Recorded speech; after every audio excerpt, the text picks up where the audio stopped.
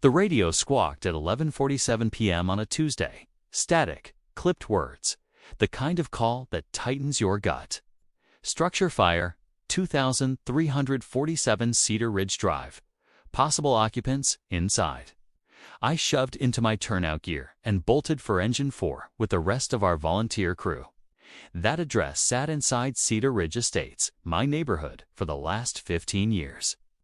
We tore through the quiet streets with lights flashing and sirens screaming. By the time we turned onto the community's private lane, if the smell of smoke rolled over us like a warning. Ahead, an orange wash stained the sky. This wasn't a small kitchen blaze. This was serious. Then the truck stopped. Hard, a heavy metal chain, padlocked to posts on either side, was stretched across the entrance to Cedar Ridge Drive, parked. Sideways behind it was a white Lexus acting like a deliberate roadblock. Leaped from the cab, fury rising. This was the very scenario I'd been begging the board to fix. Captain Lawson was already on the radio, voice low but tight as piano wire, reporting the obstruction. The house was barely 300 yards inside the gate. With that barrier, it felt like miles. My name is Arthur Mitchell. I've volunteered as a firefighter in Cedar Ridge Estates for 8 years. We're a small gated enclave, about 200 homes, run by an HOA with an appetite for rules. For most of my time here, the annoyances were tolerable. Then Brenda Kensington took over as president 6 months ago, and everything tipped. Brenda measured grass with a ruler, fined people for mailboxes in the wrong hue of black, and treated her colonial 3 houses down like a fortress. Within a week, she pushed through half a dozen absurd regulations. The chain barriers were the worst of them. She sold the board on locked chains at every entrance to reduce undesirable traffic. When I raised the emergency access issue at a meeting, she brushed me off with a smile and a snort. "Arthur," she'd said, fingernails immaculate. "Emergency crews can always use the main gate. We can't have random cars cutting through our roads." I explained that minutes matter, especially for fires, and that rerouting to the main entrance could cost lives. She accused me of scaremongering and had me asked to leave for being disruptive. That was 3 months ago. Since then, I'd escalated. Complaints to the fire marshal, certified letters to the board, even a consult with an attorney. Brenda had the money and the spite to fight back. She started bombarding me with petty violations. Everything from a tiny oil spot on my driveway to leaving my trash cans curbside too long. The whole neighborhood had been bone dry. An early drought and gusting winds had turned the area into a tinderbox. I'd sent another formal warning to the HOA only a week earlier, with charts and response time data attached. At the following meeting, Brenda had my letter read aloud in a mocking tone, called me paranoid, and suggested I needed a hobby other than worrying about disaster. Now, standing with smoke belching into the night, her ridicule tasted like cold ash. Lawson materialized beside me with bolt cutters. "We're cutting it," he said. "Every second counts." The Lexus's driver's door slammed open, and out came Brenda Kensington in silk pajamas. Rage carved across her face. "What do you think you're doing?"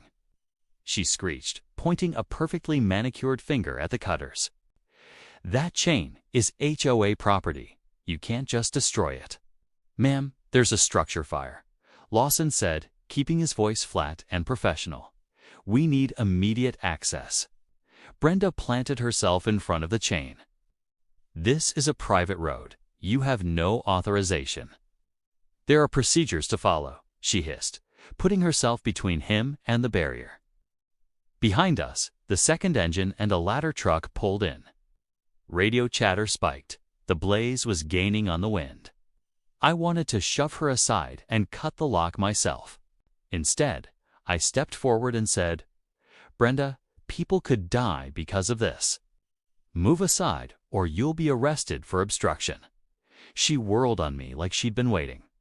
"Of course you're mixed up in this, Arthur. Still sore about that HOA vote, aren't you? I'm president. I decide who uses our roads.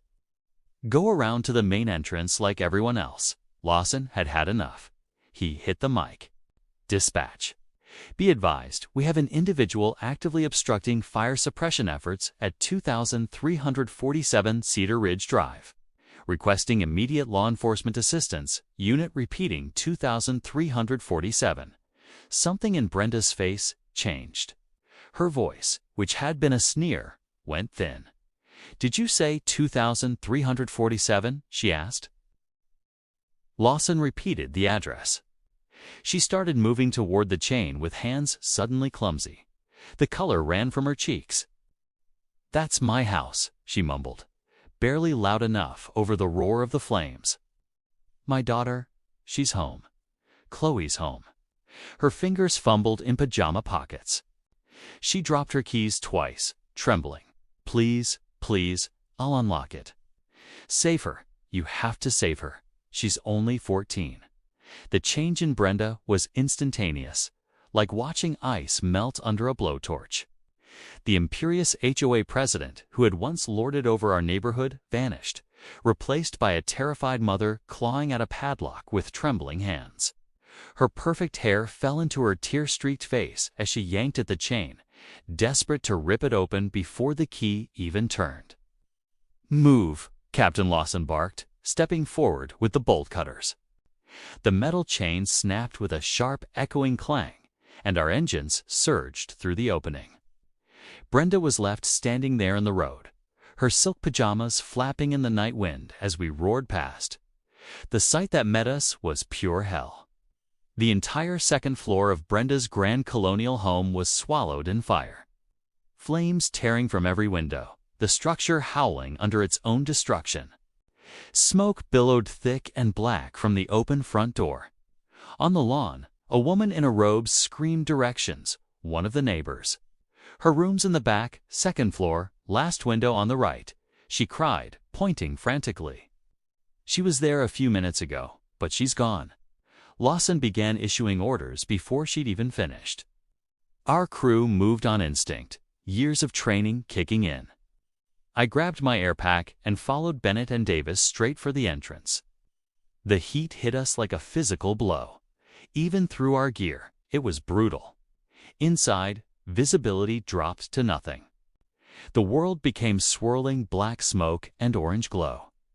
"Stay low and stay tight," I shouted, dropping to my knees. We crawled forward, feeling the wall, listening to the structure groan under stress. Over the roar of fire, I heard the ladder truck positioning outside, hoses charging with pressure. We were running against time. The second floor could collapse any minute. Behind us came the sound of chaos. Brenda trying to break past the firefighters holding her back. "Chloe!" she screamed, voice cracking with panic. "Please, my baby's in there." I forced myself to tune her out. If I hesitated, if I let emotion slip in, someone would die. Room by room, we cleared the first floor, then found the stairs. The heat intensified as we climbed. Every step sounded like it might give way. At the top, the hallway stretched both ways, a tunnel of smoke and fire. "Split up," I ordered. "Bennett, take left. Davis, with me." We moved right, guided by the neighbors' directions. The first door led to an office engulfed in flames. The second was a bathroom, clear. The third door was closed, heat pulsing through the knob. This was it. I tried the handle. It was locked. No time for subtlety. I stepped back and kicked with everything I had. The door splintered open, revealing a teenager's bedroom turned inferno. The canopy bed blazed, posters curled into ashes on the walls. And there in the far corner, a small figure crouched, unmoving. "I've got her!" I shouted, charging forward. Chloe Kensington was unconscious, but still breathing, overcome by smoke. I lifted her into my arms, her body frighteningly light, and turned just as the ceiling above us collapsed. Flaming debris rained down, forcing us to duck. Davis cleared a path with his axe, cutting through falling timbers as we made our escape. The staircase was buckling beneath us, each step a gamble. We hit the entryway just as the upper hallway flashed over, the fire consuming everything in a rolling wave of heat. 30 seconds later, we'd all have been dead. I burst onto the lawn, cradling Chloe's limp form. Paramedics rushed forward, taking her from me, starting oxygen and IVs as I ripped off my mask and gasped for air. Around us, the battle continued. Hoses snaking, water arcing into the flames, the house groaning under collapse. Brenda was there in an instant. She dropped to her knees beside the stretcher, sobbing, calling her daughter's name over and over. When Chloe's eyes flickered open and she whispered, "Mom," Brenda crumpled, clutching her hand like it was her last tie to life. It took nearly 4 hours to extinguish the fire. By dawn, nothing remained of the Kensington home, but a skeleton of charred beams dripping with water. Investigators later determined it had started from a faulty wire in the attic, smoldering for hours before erupting. With a proper response time, we could have contained it to one room. But those 6 lost minutes at the gate had doomed the house. Brenda sat on a neighbor's porch, wrapped in a Red Cross blanket, staring blankly as the investigators worked. She looked hollow, like the fire had burned more than wood and drywall.